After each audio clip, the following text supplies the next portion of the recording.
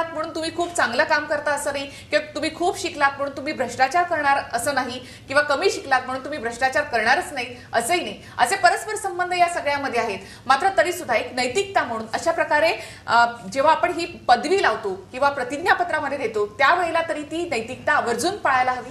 निश्चितपणे काय झालंय की आपल्या सार्वजनिक जीवनामध्ये विशेष करून काय आहे की सार्वजनिक जीवनामध्ये वावरणाऱ्या ज्या व्यक्ती असतात त्या राजकीय ज्यावेळेस त्या मोठ्या होतात त्यावेळेस त्याच्याकडून जनतेच्या अपेक्षा ह्या वेगळ्या पद्धतीच्या आहेत. एखादा उद्योगपती असतो, त्याच्याकडे करोडो रुपये आहे, त्याच्याकडे मोठ्या गाड्या आहेत, हे मानसिकता आहे आपल्या भारतीयांची की ते स्वीकार्य आहे. परंतु एखादा राजकीय व्यक्तिमत्व असेल, त्या राजकीय व्यक्तिमत्व जर अशा पद्धतीच्या जर राहणीमान त्याचा असेल किंवा वेगळ्या पद्धतीचं त्याच्या गाड्या घोड्या असं मोठं जर लवाजमा दिसत असेल तर ते आक्षेपार्ह वाटायला लागतं भारतातल्या लोकांना, महाराष्ट्रातल्या सगळ्याच आपल्या सर्वसामान्य जनतेला.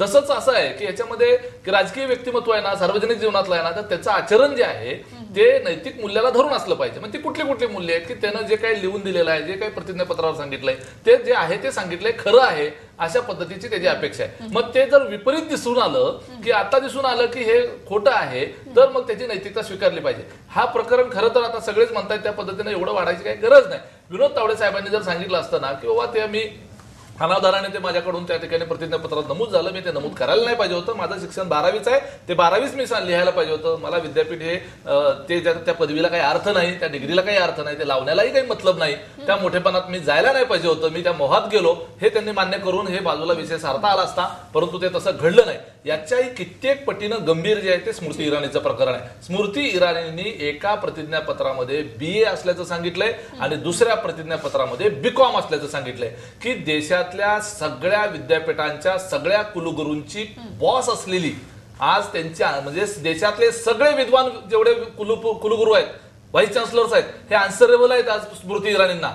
त्या खात्याची मंत्री असलेल्या स्मृती इराणी ह्या आपल्या प्रतिज्ञापत्रामध्ये रितसर त्यांना सांगता येत नाही की मी BA झाली का BCom झाली. हे दुर्दैव आहे असं या देशाचं की सगळ्या शिक्षण विभागाची, शिक्षण क्षेत्राची सर्वोच्च व्यक्ती असलेली तिला स्वतः BCom झाली का BA झाली हे समजत नाही. हे दुर्दैव आहे. आणि मग अशा वेळेला जर प्रतिज्ञापत्रावर खोटं सांगितलं असेल तर आपल्या भारतीय दंड संहितेनुसार हा कायदेशीर आणि फौजदारी गुन्हा ठरतो. आणि तो जर गुन्हा त्यांनी केलेला असेल, हे निदर्शनास आता स्पष्ट झालेलं आहे, तर मग त्यांच्यावर गुन्हा का दाखल केला जात नाही हा आमचा प्रश्न आहे आणि ह्याच्या प्रश्नाचं उत्तर मात्र मिळत नाही. मधुजी